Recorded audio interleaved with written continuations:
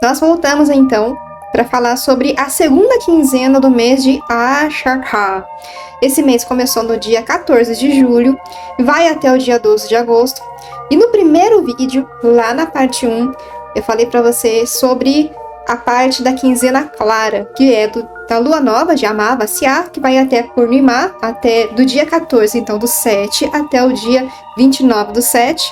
Dia 29 do 7 ocorre Purnima, que é a lua cheia, e aqui, a partir desse ponto, é que começa este vídeo. A partir do dia 29 do 7, e a gente vai chegar até o próximo eclipse, que é o dia 12 de agosto. Então vamos lá. No dia 30 do 7, então um dia depois da lua cheia de Purnima, às 9h14, Chandra ingressa em Dhanishta Nakshatra, que é a mesma nakshatra ocupada por Rahu. Mas neste dia, Chandra ocupa Makara Rashi, que é Capricórnio. Chandra é a lua, né? Eu às vezes esqueço de falar os dois nomes, mas Chandra, a gente vai falar bastante de Chandra, né? Chandra é a lua, tá, gente? Chandra é a lua e Surya é o sol. Esses nomes não sou eu que inventei, esses nomes vêm do sânscrito, então é a língua mãe. Por que o sânscrito, né? A língua mãe do Jyotish, de todos os Jyotish Shastras, de todos os textos clássicos do Jyotish, vem do sânscrito. Depois a gente tem a tradução que foi para o inglês, do inglês para o português. Mas a tradução mas o original é aquilo que existe no sânscrito. Então por isso que a gente utiliza tanto o sânscrito na astrologia védica. Porque algumas coisas acabam se perdendo na tradução, né, do sânscrito para o inglês, do inglês para o português. E às vezes, quanto mais a gente se aproxima, às vezes não. Quando a gente se aproxima mais da fonte, a gente acaba cortando ali alguns riscos de fazer uma interpretação errada. Mas vamos lá. Então, Chandra, que é a lua, ocupa Makara Rashi, que é o signo conhecido e traduzido como signo de Capricórnio. E nesse ponto, Rahu ocupa o signo de Aquário, que é o Kumbha Rashi. Então, no dia 30 do 7, Chandra vai ingressar em Dhanishta Nakshatra. Essa nakshatra é a mesma nakshatra ocupada por Rahu. E neste dia, Chandra vai estar ainda no signo de Capricórnio e Rahu vai estar no signo de Aquário. Essa questão de eles estarem em signos diferentes, mas na mesma nakshatra, ocorre porque existem nakshatras que permeiam o signo. Dhanishta, por exemplo, é uma delas. Ela está parte lá no final de Capricórnio e parte lá no início de Aquário. Então, por isso que a gente diz que eles estão em signos, Chandra e Rahu estão em signos diferentes no dia 30, mas estão ocupando a mesma nakshatra, ok? Bom, passando essa parte inicial, no dia seguinte do dia 30, então no dia 31 do 7, aproximadamente ali por volta de 8 horas e 50 minutos, 8h52, Chandra, que é a lua, vai ocupar o mesmo grau de Rahu em Kumbha Rashi, que é traduzido como o signo de Aquário. Isso vai ocorrer a 5 graus e 35 minutos. Na verdade, Chandra encontra Rahu todo mês, então até aqui não tem nada de novo, né? Certo? Mas será? Será que esse encontro não pode acabar sendo interessante de nós observarmos? Eu vou te contar por que essa conjunção pode ser uma pista importante sobre os próximos 6 meses. Este vai ser o último encontro de Chandra com Rahu. Depois dele, Chandra, que é a lua, vai se encontrar com Ketu, lá em Simha Rashi, que é traduzido como signo de leão. Isso vai ser um dia depois do eclipse solar de agosto. Quando Chandra encontrar Rahu agora, isso quer dizer que ela vai estar em oposição com Ketu, cerca de 2 semanas antes do eclipse solar. Isso pode até passar de forma desapercebida para muitas pessoas e tá tudo bem. Mas tem um grupo de pessoas que são mais sensíveis aos eclipses, seja porque vive a Mahadasha ou a Bhukti de Rahu ou Ketu, que são os períodos kármicos, que tem Rahu e Ketu como regentes, ou até mesmo por uma configuração no mapa natal, como Rahu ou Ketu no ascendente. Por exemplo, tem mais gente nesse grupo, e para todas essas pessoas o eclipse é mais percebido, é mais sentido e muito mais revelador também. Então, para vocês que são ou que vão estar mais sensíveis ao eclipse do que a maioria das pessoas, observe o que acontece no dia 31. E mais que isso, observe-se, observe a si mesmo e procure enxergar como é que a sua mente está reagindo neste dia. Ela está mais agitada? Ela está mais perturbada? Ela parece mais clara ou mais calma? E aí, a partir deste dia, experimente observar um pouco mais e veja como as 2 próximas semanas fazem você se sentir. Como é que você vai passar pelas coisas que vão acontecer nas próximas 2 semanas até o dia 12/8, que é o dia do primeiro eclipse de agosto. E só mais um detalhe para complementar, eu falei que esse encontro de Chandra com Rahu, da Lua com Rahu, ela determina os próximos 6 meses, porque os eclipses levam mais ou menos esse período. Então, o que acontece? É dito que o eclipse ele tem uma duração de 6 meses ainda para ele se completar, ou para ele mostrar os seus resultados de uma forma mais plena, de uma forma mais clara. É como se fosse uma sementinha que é plantada no dia do eclipse, e aí ele leva ali alguns meses. Para algumas pessoas vai ser realmente 6 meses, para algumas pessoas pode até ser mais, mas em geral, essa sementinha que é plantada no eclipse, ela leva um tempo para ela germinar e realmente mostrar a que veio. Então é por isso que essa observação que você pode fazer, você que é mais sensível ao eclipse, que nesse ponto da vida está sendo mais sensível, né, ao eclipse, você pode observar nessas 2 semanas antes do eclipse, essas 2 semanas que antecedem o eclipse, a partir do encontro de Chandra com Rahu, e tentar criar como se fosse uma preparação para o dia do eclipse. Essa preparação e tudo que você vai retirar dessa caixinha de Pandora é algo que vai ainda passar por um tempo de maturação, e esse tempo de maturação é mais ou menos uns 6 meses. Aí no dia 1º de agosto, Shukra, que é Vênus, ingressa em Kanya Rashi. Kanya Rashi é o signo de Virgem, tá?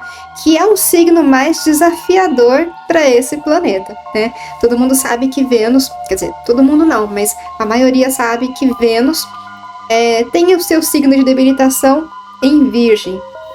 E assim, nós entramos mais ou menos na terceira parte, que é mais difícil para Vênus passar neste ano. Então a gente está na terceira parte mais difícil. A gente começou lá quando Vênus ingressou em Câncer, agora depois Vênus em Leão, e agora Vênus em Virgem é a terceira e última fase que ela passa numa situação que traz mais desafios. Logo no dia 2 de agosto, Mangala, que é Marte, ingressa em Mithuna Rashi, que é o signo de Gêmeos. E cerca de 3 dias depois, então no dia 5 de agosto, Buddha, que é Mercúrio, ingressa em Karka. Então Mercúrio ingressa em Câncer. São 3 planetas mudando de signo no período de 1 semana. Vênus fica em debilitação, Marte em signo inimigo e Mercúrio no signo de água. Que aqui até pode trazer, no caso de Mercúrio, né, alguns bons insights, dependendo do modo de que cada um tem o Mercúrio posicionado no mapa. Cada ingresso vai trazer uma influência distinta, que pode trazer coisas boas, que acabam virando um problema, ou pode trazer coisas ruins, que podem se transformar em algo bom. Um conceito que nós podemos aprender, que vai valer até para toda a vida, é que tudo depende de como nós enxergamos os eventos. E isso depende de como vai estar a nossa qualidade mental, de quando tudo isso acontece e de como nós vamos manejar, encaixar e fluir depois que tudo isso aconteceu. Mas sem dúvida, a primeira semana de agosto tende a ser mais agitada, com uma mistura de mudanças de energias que vão levar pelo menos alguns dias para se assentar no novo signo. Aí no dia 8 de agosto ocorre o Ekadashi, e no dia 10 Chandra ingressa em Karka, que é o signo de regência, né, o seu signo próprio. E Buda, que é Mercúrio, se aproxima de Guru, que é Júpiter. Então Mercúrio se aproximando de Júpiter, formando o que o Jyotish chama de Yuti, que nada mais é que uma conjunção entre dois planetas. Neste dia, eles estarão a menos de 10 graus de distância um do outro. Isso vai se aproximando até o dia do eclipse solar, quando essa distância vai ser aproximadamente menos de 5 graus.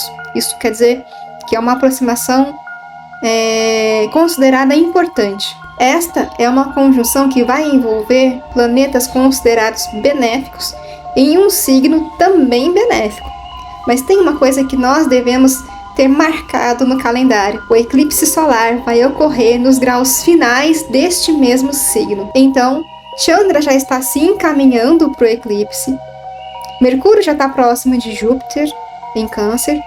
Isso tudo dias antes e próximo de onde vai ser o eclipse. Não sei se você já viu o movimento das ondas. Quando uma onda começa em um determinado ponto e uma outra começa em outro ponto, chega um momento em que essas ondas elas se encostam. E o ponto em que elas se tocam cria uma movimentação diferente. É exatamente neste tipo de influência que Mercúrio e Júpiter estarão envolvidos em relação ao eclipse. E aqui tem várias interpretações que podem ser feitas, inclusive para diferentes ascendentes e Jama Nakshatras. Mas de uma forma geral, quem tem o ascendente ou a lua em Karka, quem tem o ascendente ou a lua em Câncer, né, o signo de Câncer, com certeza vai reparar 4 grahas, 4 planetas e mais um eclipse acontecendo praticamente passando em cima da sua cabeça. E no dia 12 de agosto será o eclipse solar. Eu vou fazer um vídeo específico para detalhar mais sobre este dia, mas só para adiantar alguns pontos importantes, os posicionamentos já estão todos praticamente descritos aqui nesta segunda quinzena do vídeo, né, que é esse vídeo inteiro, e também no vídeo sobre a primeira quinzena do mês védico de Ashadha. Se você já assistiu ou quiser reassistir, eu recomendo você assistir principalmente a parte de Saturno, que é uma retrogradação que vai, enfim, se desenrolar ainda por meses. Bom, dito isso, eu quero trazer para quem ainda não conhece Rahu e Ketu. Rahu e Ketu representam a dualidade, porque eles são duas partes de um mesmo ser. O nome dele é Swarpano. Na verdade, era Swarpano. Depois que ele tenta beber do néctar da imortalidade, segundo a mitologia, Vishnu descobre a tentativa e lança um seu disco partindo Swarpano em duas partes. Uma parte é a cabeça e ficou conhecido como Rahu. A outra parte é o corpo e ficou conhecido como Ketu. Rahu é a parte extrovertida e mais hedonista. Ele tem um poder muito forte de manipular a realidade. Ketu é a parte introvertida e prefere não estar muito ligado ao mundo material. Ele tem um poder forte de introspecção e de desapego.